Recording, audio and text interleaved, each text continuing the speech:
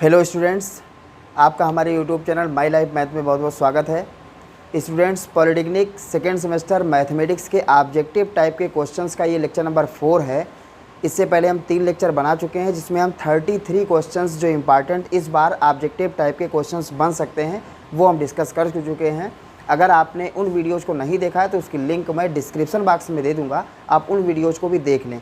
ये lecture number 4 है जिसमें हम लोग 7-8 क्वेश्चन देखेंगे, बहुत ही इंपॉर्टेंट, जो इस बार के ऑनलाइन एग्ज़ाम में बन सकते हैं। सबसे बड़ी कन्फ्यूजन इस बार के स्टूडेंट में ये थी कि ऑनलाइन एग्ज़ाम होगा कि ऑफलाइन होगा। चूँकि 16 अगस्त से कॉलेज ओपन हो रहा है तो इसमें बहुत सारे स्टूडेंट्स को ये संशय होगा कि ऑफलाइन एग्ज़ाम होगा कि ऑनलाइन होगा। तो इसकी नोटिस आ चुकी है और पेपर जो होगा वो ऑनलाइन होगा। और दूसरी चीज़ ये है कि पेपर ऑब्जेक्टिव होगा।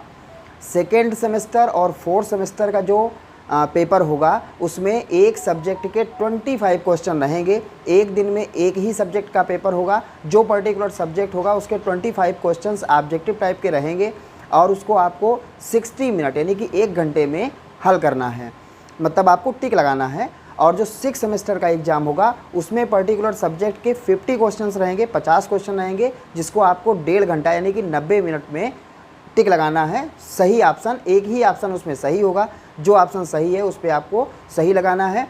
दूसरी चीज़ ये है कि निगेटिव मार्किंग नहीं है, ये बहुत ही अच्छी बात है, क्योंकि अगर निगेटिव मार्किंग होती तो शायद दिक्कत होती। अब जैसे मान लीजिए जो सेकेंड सेमेस्टर या फोर्थ सेमेस्टर में स्टूडेंट्स हैं उसमें 25 क्वेश्चंस में आपको 15 क्वेश्चंस अच्छे से आ रहे हैं तो 15 क्वेश्चन पे तो आप टिक्का लगा ही देंगे।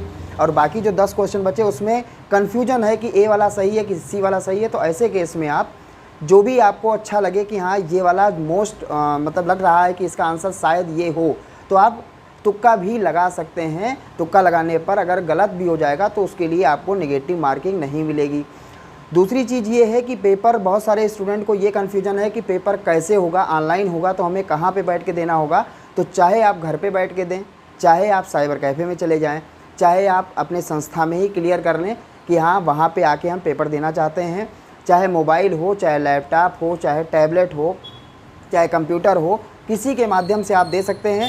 बस शर्त आपके साथ ये होनी चाहिए कि जहाँ कहीं भी आप देना चाहें, ये आपकी सुविधा के ऊपर डिपेंड करता है कि आप घर में ज़्यादा सुरक्षित लग रहा है कि हम घर पे आराम से दे पाएंगे परीक्षा, कि साइबर कैफ़े में बैठ के दे पाएंगे, कि कहाँ पे दे पाएंगे। और चाहे जिस मोड में आप दें, मतलब चाहे लैपटॉप हो, चाहे मोबाइल हो, चाहे मतलब स्मार्टफ़ोन होना चाहिए जिसमें कैमरा और माइक्रोफोन, जिससे आपकी आवाज़, आप जब पेपर देने लगेंगे तो जो पर्यवेक्षक होंगे वो आप पर कड़ी निगरानी रखेंगे। ये स्पेशल नोटिस में लिखा हुआ है, आपका चेहरा जहाँ कहीं भी आप बैठे हैं, किसी रूम में अगर आप बैठे हैं तो उस रूम में और आसपास में दीवारों पर कुछ लिखा ना हो, आसपास में कोई हो ना। ये नहीं कि आपके रूम में मतलब 2-3-4 लोग निकल रहे हैं, पीछे कैमरे से दिखाई दे रहा है कोई निकल रहा है, तो इस तरह से बिल्कुल भी नहीं चल पाएगा। वो आपकी परीक्षा तुरंत रद्द हो जाएगी। बहुत ही कड़ाई से इसका पालन करना होगा। जिस भी रूम में आप बैठ के पेपर दे रहे हैं, पहली बात तो बिल्कुल शांत होना चाहिए। वहाँ पर ये नहीं कि हाँ टीवी भी चल रही है, मोबाइल में गाना बज रहा है, इस तरह से कुछ भी नहीं होना चाहिए। रूम बिल्कुल वेल मेंटेन्ड इस तरह से हो कि बहुत शांति का माहौल हो, आपके अलावा उस रूम में और कोई ना हो, किसी और का। अगर बैठे परीक्षा दे रहे हैं तो डायरेक्ट आपका जो फोकस होना चाहिए वो कैमरे में ही होना चाहिए। दाहिने बाएं नहीं देखना है कि हाँ हम सामने बैठे परीक्षा दे रहे हैं और बगल में अपने नकल की व्यवस्था रखे हैं। तो इस तरह से आप अगर इधर उधर देखेंगे और 3-4-5 बार आपका चेहरा भी मैच किया जाएगा कि आप ही एग्ज़ाम दे रहे हैं कि कोई और दे रहा है, जो आपका एडमिट कार्ड है जिसमें फ़ोटो लगी है वो बिल्कुल होना चाहिए। दूसरी चीज़, एक सबसे इम्पॉर्टेंट बात ये है कि आपका जो इंटरनेट है तो वो बहुत ही अच्छा होना चाहिए। आप स्पेशल उसकी व्यवस्था कर लीजिएगा कि हाँ किसी से वाईफाई है, वाईफाई नेट, ये नहीं कि हाँ टोटल 100 MB है बचा, अब इसी में हमें काम चलाना है और बीच में हमारा बंद हो गया। तो आप नेट की व्यवस्था, ये आपकी व्यवस्था रहेगी। आपके पास शुरुआत में जब भी पेपर स्टार्ट होगा उसके आधे घंटे पहले ही आपको लॉगिन करना पड़ेगा और आप पहले से ही 1 दिन पहले ही सुनिश्चित कर लें कि आपको घर में बैठ के पेपर देना है कि साइबर कैफ़े में। अगर साइबर कैफ़े में देना है तो वहाँ पे आप जाके कांटेक्ट कर लें कि भैया हमें यहाँ आके पेपर देना है, यहाँ ऐसा हमें कोई रूम मिल जाएगा या ऐसी कोई जगह मिल जाएगी जहाँ पर बिल्कुल शांति रहे, ताकि हम 1 घंटे तक ईजिली पेपर अपना दे सकें। तो ये सारे कड़ाई से पालन करना होगा, जो कि फ़र्स्ट टाइम ऑनलाइन एग्ज़ाम हो रहा है तो इसमें बहुत ही हमें सावधान रहने की आवश्यकता है। अगर थोड़ी भी इधर उधर हुई तो तो परीक्षा आपकी वो पेपर कैंसिल हो सकता है, आप परीक्षा से रद्द किए जा सकते हैं। इस चीज़ का आपको ध्यान रखना है। दूसरी चीज़ ये है कि 1 घंटे में 25 क्वेश्चन जो करना है, इससे पहले ये था कि यहाँ 1.5 घंटे में सेकेंड और फोर्थ सेमेस्टर के लिए भी यही था कि यहाँ 1.5 घंटे में 50 क्वेश्चन करना है, उसमें 2-3 सब्जेक्ट मिला के एक पेपर दिया जाएगा। वो सारी बातें ख़त्म हो चुकी हैं, चूँकि हमने इससे पहले लेक्चर में बता भी दिया है कि 6 सेमेस्टर का जो एग्ज़ाम होगा उसमें 50 क्वेश्चन पर्टिकुलर सब्जेक्ट के होंगे, जिसको आपको 1.5 घंटे यानी कि 90 मिनट में करना होगा। लेकिन सेकेंड और फोर्थ सेमेस्टर में 25 क्वेश्चन होंगे पर्टिकुलर सब्जेक्ट के, और उसको आपको 1 घंटा यानी कि 60 मिनट में करना होगा। तो ये चीज़ आप एक बार जो उसकी नोटिस आई है आप तक पहुंची होगी, आप उस नोटिस को देख लीजिएगा, कमेंट बॉक्स में कमेंट कीजिएगा, तो हम नेक्स्ट वीडियो में जैसा भी होगा हम आपको वो नोटिस बता देंगे। ठीक, तो अब हम लोग 33 नंबर क्वेश्चंस तक क्लियर कर चुके हैं। इसके बाद 34 नंबर क्वेश्चन जो है वहाँ से हम स्टार्ट कर रहे हैं। हम पूरे सिलेबस में जितने भी इम्पॉर्टेंस क्वेश्चन इस बार मतलब ऑब्जेक्टिव क्वेश्चंस बन रहे हैं वो सारे इंपॉर्टेंट क्वेश्चंस डिस्कस करेंगे। अगर आप हमें फर्स्ट टाइम देख रहे हैं तो आप हमारे चैनल को सब्सक्राइब करें और लगातार अपने नोट्स तैयार करते रहें। जो सभी ब्रांच हैं, सभी ब्रांच में 6 सेमेस्टर का एग्ज़ाम तो 16 अगस्त से स्टार्ट हो रहा है, लेकिन सेकेंड और फोर्थ सेमेस्टर का एग्ज़ाम 1 सितंबर से स्टार्ट हो रहा है। चूँकि हम अपने चैनल पर सिर्फ़ और सिर्फ मैथमेटिक्स का एग्ज़ाम तैयारी करा रहे हैं, तो जो मैथमेटिक्स का पेपर है वो सभी ब्रांचों में जो हमने देखा है वो 7 सितंबर, 10 सितंबर और 13 सितंबर को मैथ का पेपर पड़ रहा है। अलग अलग टाइमिंग उसकी दी है, तो यानी कि 7 सितंबर से पहले मैथ का पेपर नहीं है। तो हमें अभी टाइम है, मैथ का अगर तैयारी करना है तो आपने अगर अभी तक अपनी नोट्स नहीं बनाई है, मैथमेटिक्स बिल्कुल तैयार नहीं किया है, तो आपको कोई भी टेंशन लेने वाली बात नहीं है। लेक्चर नंबर 1, 2 और 3 जिसमें हम 33 क्वेश्चंस बता चुके हैं, आप उन क्वेश्चंस को भी लिंक उसकी डिस्क्रिप्शन बॉक्स में हम दे देंगे, उन वीडियोज़ को भी देख लेंगे। तो वो बहुत ही इंपॉर्टेंट इंटीग्रेशन के क्वेश्चंस हैं जो आगे हम सॉल्व कराएंगे। वो पूरे सिलेबस का लेके जितने इंपॉर्टेंट क्वेश्चंस इस बार ऑनलाइन एग्जाम में बन सकते हैं वो सारे क्वेश्चंस हम डिस्कस करेंगे। तो आइए स्टूडेंट्स स्टार्ट करते हैं आज का पहला क्वेश्चन। तो आइए स्टूडेंट्स स्टार्ट करते हैं क्वेश्चन नंबर 34। आपको एग्ज़ाम में 1 भी % टेंशन नहीं लेनी है। ये जितनी व्यवस्थाएं होती हैं वो उन स्टूडेंट्स के लिए होती हैं जो नकल करने की व्यवस्था सोच रहे होते हैं, इनके लिए गाइडेंस होता है। अगर आपने खुद तैयारी किया है, आप चाहते हैं कि अच्छे से एग्ज़ाम दें, तो जो नोटिस आती है वो पढ़ने लिखने वाले स्टूडेंट के लिए ही आती है। इसका मतलब ये है कि जो स्टूडेंट ये सोच रहे हैं कि इस बार ऑनलाइन एग्ज़ाम में हम ऐसे जुगाड़ लगाएंगे, ऐसे तुक्का लगा देंगे, उनको बगल में बैठा देंगे, हमारा काम बढ़िया नकल से आराम से हो जाएगा, उनके लिए इतनी कड़ाई से होता है कि अगर ऐसा वैसा कुछ करोगे तो गड़बड़ होगा आपके साथ। तो जो स्टूडेंट पढ़ने वाले हैं उनके लिए तो 1 भी % टेंशन नहीं है। भैया हमें एग्ज़ाम देना है, शांति वाला रूम तो हमें खुद ही चाहिए। हमें किसी को बताने की थोड़ी ना आवश्यकता है कि हाँ ज़्यादा आवाज़ होगी तो हम आराम से पेपर कर पाएंगे। हमें खुद ही चाहिए कि हम एक शांत रूम में बैठें, अगल बगल में कोई चहल पहल ना हो, कुछ भी चले ना, गाना टीवी कुछ भी ऐसा चलेगा तो हमारा खुद माइंड डिस्टर्ब होगा। तो ये तो हम खुद ही सोच रहे हैं। इसमें मतलब हमें, अगर हम पढ़ने वाले हैं, अगर हम अच्छे से एग्ज़ाम देना चाहते हैं तो हमारे लिए ये तो अच्छी बात है कि ऐसा ऐसा हो रहा है। तो अगर हम पढ़ने वाले हैं तो अगले लड़के को भी नकल करने की व्यवस्था नहीं मिलेगी। तो इसमें आपको 1 भी % भयभीत या डरने वाली कोई बात नहीं है। आपके साथ हम हैं, हम आपको मैथमेटिक्स का पूरा सिलेबस जितने भी इंपॉर्टेंट क्वेश्चंस हैं उसको कराएंगे, और इसका हम वादा करते हैं कि जितने भी इंपॉर्टेंट क्वेश्चंस हैं करने के बाद आप एक बार सारे क्वेश्चंस को लिख लीजिएगा, इसको तैयार कर लीजिएगा। इससे 1 भी क्वेश्चन हट के नहीं आएगा, क्योंकि पूरा सिलेबस हमने पूरा समझ लीजिए पूरा खंगाल के हमने निकाला है, उसमें जितने इंपॉर्टेंट क्वेश्चंस बन रहे हैं। अगर इन सारे क्वेश्चंस को कर लिया तो आप, और मैक्सिमम कितने क्वेश्चंस होंगे, 100 से 125 क्वेश्चन, 100, 110, 120 टोटल पूरे सिलेबस से आपको इतने क्वेश्चंस तैयार करना है। बस इस बार के एग्जाम में फार्मूला इंपॉर्टेंट है, चूँकि बहुत बड़े क्वेश्चन रहेंगे नहीं, तो इस पर आपको ध्यान देना। भैया फार्मूला पढ़ लो, फार्मूला याद कर लो, हम अपने आप को फार्मूला बता ही रहे हैं। अगर आप स्पेशल अलग से फार्मूला लिखना चाहते हैं तो एक जगह कॉपी पे लिखते रहिए, और जो क्वेश्चंस आपको बता रहे हैं उन क्वेश्चंस को आप अच्छे से उसको एक जगह कॉपी पे लिख लीजिए, उसको 2-3 बार रिवाइज कर लीजिए। 100-125 क्वेश्चन को रिवाइज करना बहुत बड़ी बात होती भी नहीं है स्टूडेंट, पढ़ने वाले स्टूडेंट के लिए। तो अब क्वेश्चन नंबर 34 देखते हैं। बहुत बातें हो चुकी हैं। क्वेश्चन नंबर 34, किसी भी क्वेश्चन में आपको अगर कन्फ्यूजन होती है तो उस क्वेश्चन को आप तुरंत कमेंट बॉक्स में कमेंट करिए कि इस क्वेश्चन में हमें प्रॉब्लम आ रही है, हम आपको तुरंत उसका जो है सोल्यूशन बताएंगे। क्वेश्चन नंबर 34 लिखा है इंटीग्रेशन x e की पावर x dx। तो इस टाइप से हमने लास्ट लेक्चर में एक क्वेश्चन बताया था जिसमें दो फंक्शन इनटू में लिखे हों और एक फंक्शन को मानने से दूसरे का मतलब इंटीग्रेशन बाय सब्स्टिट्यूशन ना लग रहा हो। तो ऐसे केस में हम लोग करते क्या है, हम लोग आइलेट यानी कि आइलेट सिस्टम का यूज करते हैं, जिसमें हम लोग फर्स्ट और सेकंड फंक्शन रिकग्नाइज करते हैं, कौन सा फर्स्ट होगा कौन सा सेकंड होगा। इसके बाद हम लोग प्रोडक्ट फार्मूला लगाते हैं। तो आइलेट में हमने क्या बताया था, आपने अगर नहीं देखा है लास्ट वीडियो तो उसका लिंक मैं दे दूंगा, लेक्चर नंबर 3 है, आप उस वीडियो को देख लेंगे। पूरा हमने बताया कि आइलेट का मतलब क्या होता है, क्या आई का मतलब है, एल का मतलब क्या है, कैसे ये काम करता है। आई का मतलब होता है इन्वर्स, तो इसमें कोई इन्वर्स दिखाई दे रहा है, नहीं दिखाई दे रहा है। एल का मतलब लागरथिम, इसमें लागरथिम कोई दिखाई दे रहा है, नहीं दिखाई दे रहा है। ए का मतलब अलजेब्रिक, तो इसमें अलजेब्रिक ये दिखाई दे रहा है। कैसे आप जान पाएंगे ये अलजेब्रिक, अगर ये फर्स्ट है तो जाहिर सी बात है ये सेकंड होगा, है ना। तो आइलेट सिस्टम से हम लोग फंक्शन पता करते हैं कौन सा फर्स्ट होगा कौन सा सेकंड होगा। अब जब हमें फर्स्ट और सेकंड का पता चल गया तो हम लोग प्रोडक्ट फार्मूला लगाते हैं। प्रोडक्ट फार्मूला होता क्या है, फर्स्ट और सेकंड अगर इनटू में लिखे हैं तो होता है first integral of second minus integral of differential of first और इंटीग्रल ऑफ सेकंड, और जो भी लिखा है इसको ब्रैकेट में बंद करके दोनों को आपस में गुणा करेंगे और आगे लिखेंगे हम लोग dx। ये चीज़ आपको ध्यान रखनी है। ये फार्मूला होता है इंटीग्रेशन में दो फंक्शन के प्रोडक्ट का फार्मूला होता है, first integral of second minus integral of, फिर ब्रैकेट लगाइए, डिफरेंशियल ऑफ फर्स्ट और इंटीग्रल ऑफ सेकंड। जो भी फर्स्ट का डिफरेंशियल हो और सेकंड का इंटीग्रल हो, दोनों को आपस में गुणा करना है। गुणा करने के बाद फिर से हमें क्या करना है, उसको इंटीग्रेट करना है। तो ये फर्स्ट है और ये सेकंड है, इसको हम कर रहे हैं। फिर जो चारों ऑप्शन है उसमें हम लोग चेक कर लेंगे। तो क्या होता है फर्स्ट, तो भैया फर्स्ट हमने लिख दिया। इंटीग्रल ऑफ सेकंड, तो भैया इंटीग्रल का साइन लगा दिया, e की power x dx minus integral of, फिर यहाँ पे आप ब्रैकेट जरूर लगा दें, इस वाले के बाद ब्रैकेट जरूर लगा दें, डिफरेंशियल ऑफ फर्स्ट, तो ये फर्स्ट का डिफरेंशियल हो गया, इंटीग्रल ऑफ सेकंड, तो ये इंटीग्रल ऑफ सेकंड हो गया। अभी हम करेंगे, अभी हमने केवल लगा दिया d/dx का मतलब डिफरेंशियल x का करना है और जो सेकंड फंक्शन है उसका इंटीग्रल करना है। जो दोनों का गुणा आएगा उसका हमें एक बार इंटीग्रल और करना है, तो ये हो जाएगा x। और e की पावर x का इंटीग्रल क्या होता है, e की पावर x होता है, आप सभी लोग जानते होंगे। जो हमें फर्स्ट लेक्चर से देख रहे हैं वो तो अच्छे से उनको याद ही हो गया होगा।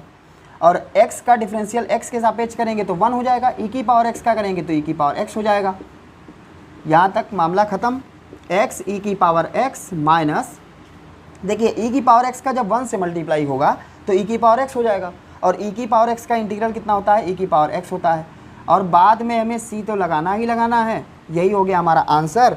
तो जो इसमें पहला ऑप्शन दिया है वो इसका सही आंसर है, x e की पावर x माइनस e की पावर x प्लस c, इसमें फर्स्ट ऑप्शन में मैच कर रहा है। इसका जो सेकंड ऑप्शन दिया था वो x प्लस e की पावर x प्लस c दिया था, वो गलत था। थर्ड ऑप्शन जो दिया है x माइनस e की पावर x प्लस c दिया था, वो भी गलत है। फोर्थ ऑप्शन दिया था x e की पावर x प्लस e की पावर x, तो यहाँ पर माइनस होगा, इसका मतलब इसका जो फर्स्ट ऑप्शन है वो इसका करेक्ट आंसर है। अब इसके बाद हम लोग क्वेश्चन नंबर 35 देखते हैं। क्वेश्चन नंबर जो 35 है, आप इनको एक जगह नोट करते रहिएगा। 35 यहीं पे हम बिगाड़ के लिख दें। इसमें है log x dx। आपको जब भी 7 टाइप के फंक्शन इंटीग्रेशन में लिखे हों, अकेला लिखा हो, तो आप जान लीजिए इनटू में 1 मानना पड़ेगा। कौन कौन से 7, साइन इनवर्स x का इंटीग्रेशन करना हो, अकेला लिखा हो, integration sine inverse x dx, तो समझ लीजिए इनटू में 1 मानना पड़ेगा। Cos inverse x, tan inverse x, cot inverse x, sec inverse x, cosec inverse x, ये 6 हो गए, और एक log x। अगर केवल सिंपली साइन इनवर्स x से लेके कोसेक इनवर्स x तक और log x, ये 7 लोग लिखे हैं, इंटीग्रेशन उसका करना है, सिंपली इतना ही लिखा है और कुछ नहीं लिखा है, तो हमें इनटू में क्या करना पड़ता है, 1 मानना पड़ता है। ये चीज़ आप ध्यान लें। और जब भी हम 1 मानेंगे तो हम आइलेट सिस्टम लगाएंगे। तो भैया आइलेट सिस्टम लगाओ, ILATE, आइलेट सिस्टम लगाएंगे जब, तो आई का मतलब इनवर्स, इसमें कोई नहीं। अब देखिए ये 2 फंक्शन बन गया। हमारे कहने का मतलब इनटू में 1 मानने से इस पर कोई इफेक्ट तो नहीं पड़ा, लेकिन हमारा हुआ क्या कि इनटू में 1 मानने से ये 2 फंक्शन हो गए, एक फंक्शन, 2 फंक्शन, 2 फंक्शन के प्रोडक्ट का फार्मूला हम लगा सकते हैं। तो आई का मतलब क्या हुआ, इनवर्स, एल का मतलब क्या हुआ, लागरथिम, तो ये लागरथिम ये फर्स्ट पोजीशन पे मिल गया और ये फर्स्ट मिला, तो इसको क्या मिलेगा, सेकंड मिलेगा, यानी कि log x बन गया फर्स्ट और 1 बन गया सेकंड। तो अब हम लगा दें फार्मूला प्रोडक्ट वाला। क्या होता है, फर्स्ट इंटीग्रल ऑफ सेकंड, तो 1 का इंटीग्रल करना है अभी, माइनस इंटीग्रल ऑफ, यहाँ पे ब्रैकेट लगा दें, डिफरेंशियल ऑफ फर्स्ट, यानी कि log x का डिफरेंशियल करना है, और इंटीग्रल ऑफ सेकेंड यानी कि 1 dx हो जाएगा, और जो भी आएगा दोनों का गुणा उसका इंटीग्रल फिर से करना है। तो log x ये तो लिखा ही है, 1 dx का इंटीग्रल सभी लोग जानते होंगे, 1 dx का कितना होता है, x होता है। 1 को आप भूल जाओ, बिग 1 लिखा है, भूल जाओ, तो केवल dx लिखा है, dx का क्या हो जाएगा, x हो जाएगा। माइनस log x का डिफरेंशियल कितना होता है, 1/x, और 1 dx का इंटीग्रल क्या होगा, x होगा। दोनों का भी गुणा करना है, फिर इंटीग्रेट करना है, तो गुणा करेंगे तो भैया 1 बचेगा। तो ये हो जाएगा x log x माइनस, अब यहाँ पर बचा क्या, 1 बचा, 1 dx, तो 1 dx का इंटीग्रल करना है तो x बचेगा, तो x log x minus x। तो इसमें जो दिया है इसको अगर हम लोग थोड़ा सा ठीक ठाक कर लें तो x कामन ले लें, तो x कामन लिया तो log x minus 1 plus c। तो इसका जो थर्ड ऑप्शन दिया हुआ है वो इसका जो करेक्ट आंसर दिया है। और पहले ऑप्शन भी दिया है log x माइनस 1 प्लस सी, तो log x माइनस 1 तो नहीं है, log x प्लस 1 प्लस सी ये सेकेंड ऑप्शन है, ये भी गलत है। और फोर्थ नंबर जो दिया है वो x log x प्लस 1 दिया है, तो वो भी गलत है। इसका जो थर्ड ऑप्शन है वो इसका करेक्ट आंसर है। अब इसके बाद क्वेश्चन नंबर देखते हैं 36 में वीडियो अगर हमारी अच्छी लग रही हो तो आप इसे लाइक भी कर सकते हैं, कमेंट बॉक्स में कमेंट करके भी बता सकते हैं कि हमारी वीडियो आपको कैसी लग रही है। आपके कमेंट से और आपके लाइक से हमें थोड़ा सा मोटिवेशन मिलता है, अच्छा लगता है कि हमें वीडियो आगे बनानी चाहिए, हम बनाते रहेंगे। तो जो 4 लोग हमें वो कर देते हैं, थोड़ा अप्रिसिएट करते हैं, तो थोड़ा अच्छा लगता है कि हम जो काम कर रहे हैं आप लोगों के लिए वो अच्छा कर रहे हैं, और हमें ये काम करते रहना चाहिए। हालांकि करना ही करना है हमको। ये 2 फंक्शन है इनटू में, और 2 फंक्शन इनटू में है, और इसमें एक को मानने से, यानी कि हम लोग इंटीग्रेशन बाय सब्स्टिट्यूशन नहीं लगा सकते, एक को मानने से दूसरे का भला नहीं हो रहा है, तो हमें लगाना तो वही है आइलेट वाला सिस्टम। तो आई का मतलब इन्वर्स, और इन्वर्स में ये आता है। अब जो लोग ये ना समझ पा रहे हो कि इन्वर्स में ये कैसे जान जाते हैं कि यही वाला इन्वर्स में आएगा, तो वो हमारी लास्ट लेक्चर देखना, उसमें हम पूरा डिटेल में बताए हैं कि हाँ आइलेट का मतलब इन्वर्स में कौन कौन लोग आते हैं, लॉगरिथम में कौन कौन आता है, अलजेब्रिक में कौन कौन आता है, तो ये पूरा हम बताए हैं। ये फर्स्ट है और ये क्या है, सेकेंड है। तो फर्स्ट सेकेंड लगाओ भैया, क्या होगा, tan इनवर्स x फर्स्ट लिखा into integral of second minus integral of differential of first integral of second, जो भी आएगा उसका हम लोग इंटीग्रल करेंगे। तो ये फर्स्ट tan इनवर्स x का कितना होता है, x²/2 होता है, माइनस tan इनवर्स x का डिफरेंशियल 1/1 प्लस x² होगा, x का कितना होगा, x²/2 होगा, और आगे होगा dx। ठीक, तो x²/2 tan inverse x minus, यहाँ पर देखिए ये 2 जो लिखा है अपान में लिखा है, कांस्टेंट है, ये बाहर आ जाएगा, तो ये हो जाएगा x² प्लस 1 इसको लिख सकते हैं। और जानते हैं जब नोमिनेटर और डिनोमिनेटर में जो घात है वो सेम होती है तो हम लोग डिवाइड करते हैं, तो भैया डिवाइड कर लो। तो ये हो जाएगा x²/2 tan inverse x minus 1/2। इसको जब हम डिवाइड करेंगे तो ध्यान से आप देखिए, x² प्लस 1 को x² से डिवाइड करेंगे तो क्या होगा, 1 टाइम जाएगा, x² प्लस 1 हो जाएगा, डिवाइड करना आप जानते होंगे, ये कट जाएगा -1, तो ये आ जाएगा 1 माइनस 1/1 प्लस x², इतने सही, इतने बटे इतना, और ये हो जाएगा dx। बस आपका हो गया answer x²/2 tan inverse x minus. अब ये देखिए इसके पास भी जाएगा, मतलब जब दोनों अलग अलग होंगे, जानते हैं कि एक फंक्शन है, ये दूसरा फंक्शन है, और बीच में लगा है माइनस, तो इसका अलग करेंगे, इसका अलग करेंगे, तो ये इसके पास जाएगा, dx भी आएगा, तो ये -1/2 और 1 dx का कितना हो जाएगा, x हो जाएगा, और ये माइनस माइनस क्या हो जाएगा, प्लस 1/2 तो है ही है, और 1/1 प्लस x² का जब इंटीग्रल करते हैं तो आप जानते होंगे फार्मूला tan इनवर्स x होता है। तो ये हो जाएगा आपका फाइनल आंसर।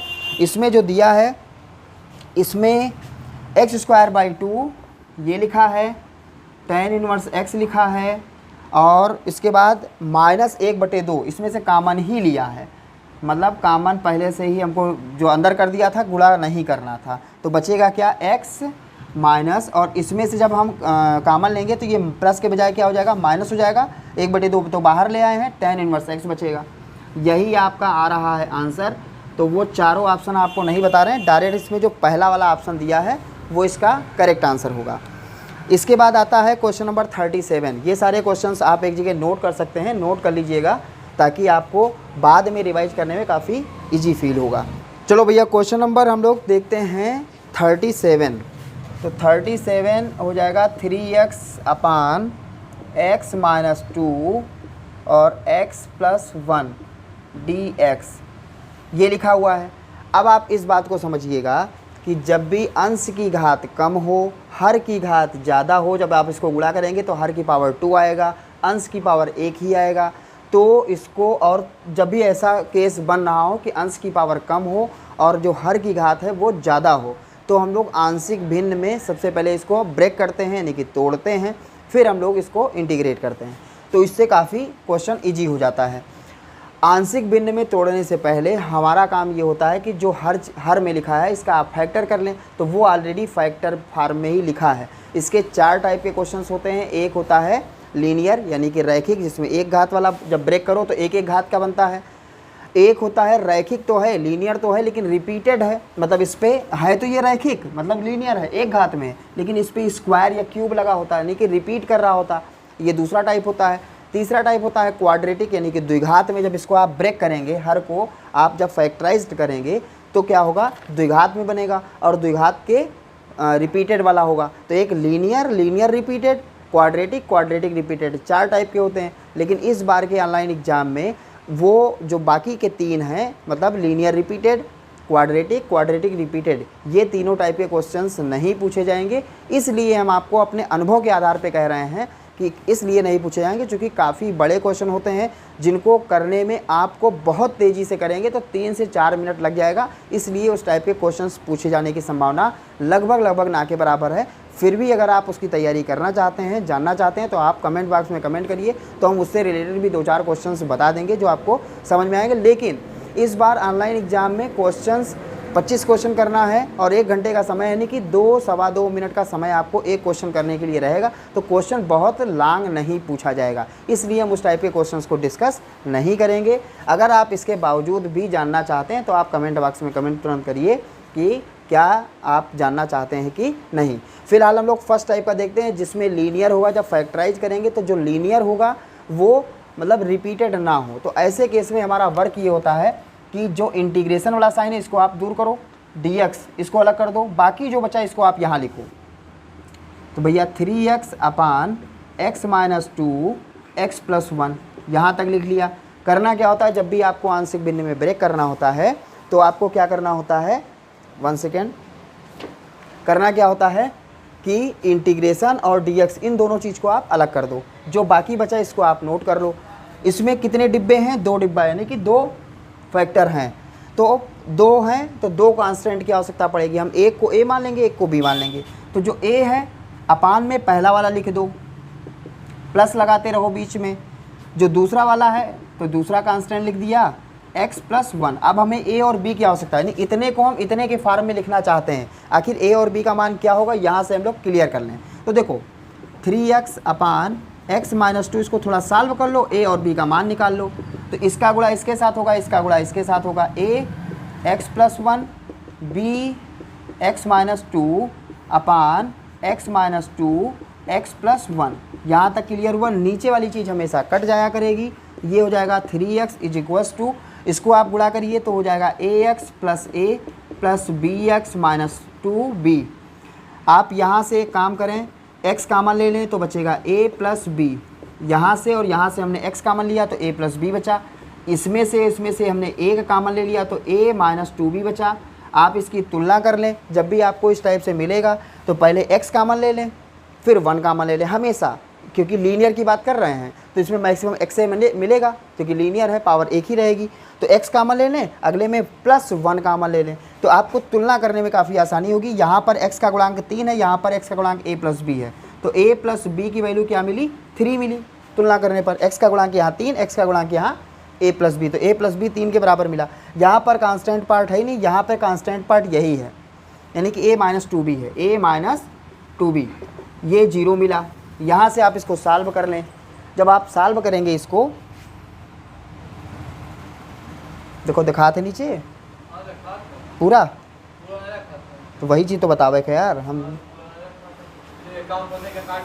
यहाँ तक दिखाते हैं। ठीक।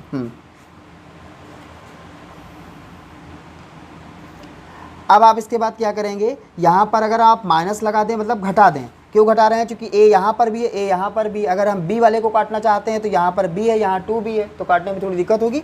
यहाँ पर कर दें क्योंकि इसमें गुणा भाग करना पड़ेगा। यहाँ पर ए है, यहाँ पर माइनस साइन लग गया, यहाँ पर माइनस था तो ये क्या हो गया, प्लस हो गया, और ये माइनस हो गया। ए से ए कैंसिल, यहाँ पर बी प्लस में और यहाँ 2b प्लस में, तो b और 2b मिलके हुआ 3b, और यहाँ 3 में से ये 0 जाएगा तो क्या बचेगा, 3 बचेगा। तो इसको आप सॉल्व करना जानते होंगे। b का मान 1 मिल जाएगा, और जैसे ही b की जगह पर आप 1 रखेंगे, a प्लस b बराबर 3 है, b की जगह आप 1 रखेंगे, 1 उधर जाएगा तो 3 माइनस 1 2 बचेगा, a का मान मिल जाएगा 2। अब आप ध्यान से समझिए, इस चीज़ को आप ये लिख सकते हैं, और उसमें से a का मान 2 मिला है और b का मान 1 मिला है, तो यहीं पे हम सॉल्व कर रहे हैं। बहुत आसान काम हो जाता है जब हम लोग को इसको पार्शियल फ्रैक्शन में ब्रेक कर लेते हैं। भैया आप एक चीज़ बताओ, जब हमने यहाँ से यहाँ किया था तो इसमें हमने इंटीग्रेशन और dx वाले पार्ट को हटा दिया था, तो अब यहाँ से इसकी वैल्यू ये आ गई, इसकी जगह पर ये आया, और इसमें a की जगह पर कितना आया है, 2 आया है, और b की जगह पर कितना आया है, 1 आया है। तो बस यही चीज़ है, इसमें हमारा जो भी है ये वाला पार्ट, इसकी जगह पर ही तो ये लिखा है इतना पार्ट, तो इसमें हमें a की जगह 2 रखना है, b की जगह 1 रखना है, और इंटीग्रेशन और dx इसमें नहीं था तो इंटीग्रेशन dx लगा देंगे। तो इंटीग्रेशन dx इंटीग्रेशन लग गया, और a की जगह पर कितना लिखना है, 2 लिखना है, 2 आया है अपान x माइनस 2, और क्या नहीं लगाया था, dx इसमें नहीं लगाया था, तो अब हमने इंटीग्रेशन और dx लगा दिया। यहाँ पर b की वैल्यू कितनी आई है, आपकी 1 आई है, तो यहाँ पर हम 1 लिख देंगे। इंटीग्रेशन बड़ा जो अलग किया था उसको हम लोग लगा दिए, इंटीग्रेशन और dx हमने पार्ट अलग कर लिया था, इतने की जगह तो ये लिखा ही था, बस केवल इंटीग्रेशन और dx हटाया था तो उसमें हमने लगा दिया, दोनों में अलग अलग कर लगा दिया, चूँकि इंटीग्रेशन में डिस्ट्रीब्यूट हो सकता है। तो ये 2 कांस्टेंट है, और बाकी 1 अपान x माइनस 2 आप सभी लोग जानते होंगे, हमने बताया है कि लाग x माइनस 2 हो जाएगा, और प्लस ये कितना हो जाएगा, लाग x प्लस 1। इसको अगर 2 को ऊपर ले जाना चाहें तो ले जा सकते हैं, चूँकि लाग m की पावर n बराबर होता है n लाग m, तो ये हो जाएगा लाग x माइनस 2 की पावर 2 और प्लस लाग x प्लस 1, तो ये हो जाएगा लाग x माइनस 2 की पावर 2, लाग m प्लस लाग n बराबर होता है लाग mn, तो लाग m और n ये हो जाएगा, और प्लस में c लगा दें। तो इसमें हम लोग ऑप्शन चेक कर लेते हैं कौन सा ऑप्शन सही होगा। तो इसमें जो फर्स्ट वाला ऑप्शन दिया हुआ है वो आपका करेक्ट आंसर होगा, लाग x माइनस 2 का होल स्क्वायर, और इनटू में ही लिखा है x प्लस 1 और प्लस c, इसका फर्स्ट वाला ऑप्शन सही होगा। आप इसको एक जगह नोट कर लें, या इसका तुरंत स्क्रीनशॉट अगर लेना चाहें तो ले सकते हैं। क्वेश्चन नंबर 38 देखते हैं। क्वेश्चन नंबर 38 में है इंटीग्रेशन 1 अपान एक्स स्क्वायर प्लस ए स्क्वायर, ये डायरेक्ट आपका फार्मूला है क्वेश्चन नंबर 38 में, इसीलिए आपको हमने बताया है कि आपको डायरेक्ट मतलब फार्मूला भी हम बताते रहेंगे। फार्मूले के जो क्वेश्चंस हैं वो आने की भी इस बार संभावना ज़्यादा है, क्योंकि ऑप्शंस जो होंगे वो बहुत बड़े बड़े क्वेश्चंस नहीं होंगे, फार्मूला बेस्ड ही क्वेश्चन पूछेंगे। हो सकता है डायरेक्ट फार्मूला ही पूछ लिया जाए कि 1 अपान एक्स स्क्वायर प्लस ए स्क्वायर dx इसका क्या होगा, तो ये डायरेक्ट भैया फार्मूला है, आप सभी लोग जानते होंगे कि 1 अपान ए tan इनवर्स x अपान ए वाला इसका फार्मूला होता है। यही वाला ऑप्शन जहाँ कहीं भी दिखाई दे आपको, यही आपका करेक्ट आंसर हो जाएगा।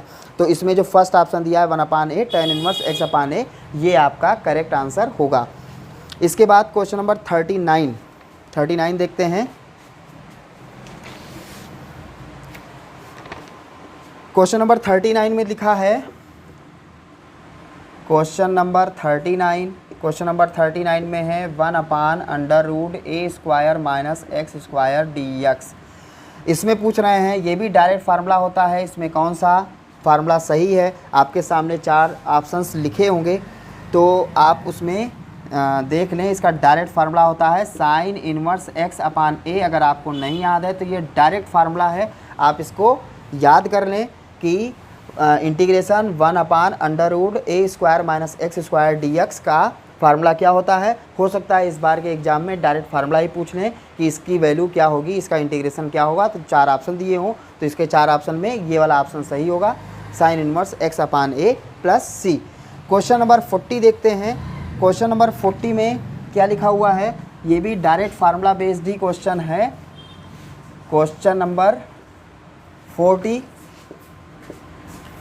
में दिया है 1/x under root x square minus a square dx। इसका पूछ रहे हैं कि क्या होगा integration 1/x under root x square minus a square dx का। तो भैया इसका होता है, इसमें 4 ऑप्शंस दिए हैं लेकिन ये डायरेक्ट फार्मूला ही है 1/a sec inverse x upon a, यानी कि इसमें जो दिया है वो सेकंड नंबर ऑप्शन सही दिया है। तो ये क्वेश्चन नंबर 40 है। तो फ्रेंड्स ये क्वेश्चन नंबर 40 तक आपके इम्पॉर्टेंट क्वेश्चंस हो चुके हैं। आपको सारे क्वेश्चंस एक जगह लिखते रहना है। किसी भी टाइप के आपके मन में डर नहीं होना चाहिए। आप अच्छे से अपनी तैयारी करते रहिए, फार्मूला अच्छे से तैयार कर लीजिए और जितने भी इंपॉर्टेंट क्वेश्चंस बता रहे हैं आपको वो सारे क्वेश्चंस आप रिवाइज करते रहिए, एक जगह कॉपी पे नोट करते रहिए। और एग्ज़ाम से आपको 1 भी % डरने की आवश्यकता नहीं है, क्योंकि अब जो है वो थोड़ा टाइम आपको ज़्यादा मिल रहा है। 60 मिनट में 25 क्वेश्चन करना बहुत बड़ी बात नहीं होती है, क्योंकि क्वेश्चंस बहुत लेंदी नहीं होंगे, बहुत छोटे छोटे क्वेश्चंस होंगे, थोड़ा टिपिकल होंगे, ताकि आपको चारों ऑप्शनों में उलझना पड़े। तो आपकी अगर अच्छी तैयारी होगी तो कोई भी समस्या नहीं होगी। आपको जितनी भी बातें बताया है, वीडियो अगर हमारी अच्छी लगी हो तो आप इसको लाइक कर दें, अपने दोस्तों के साथ ज़्यादा से ज़्यादा शेयर करें। और अगर आप हमें फ़र्स्ट टाइम देख रहे हैं तो आप चैनल को सब्सक्राइब करें और बेल आइकन के बटन को प्रेस करें। हम इसी तरह से वीडियो बनाते रहेंगे। लेक्चर नंबर 5 में हम लोग फिर इंपॉर्टेंट क्वेश्चंस को डिस्कस करेंगे। जो भी इंपॉर्टेंट क्वेश्चंस होंगे क्वेश्चन नंबर 41 से स्टार्ट होगा। तो आप हमारे चैनल को सब्सक्राइब कर लें और वीडियो अगर हमारी अच्छी लगी हो तो आप इसे लाइक ज़रूर कर दें और दोस्तों के साथ ज़्यादा से ज़्यादा शेयर ज़रूर करें। मिलते हैं आपको नेक्स्ट लेक्चर में, तब तक के लिए धन्यवाद।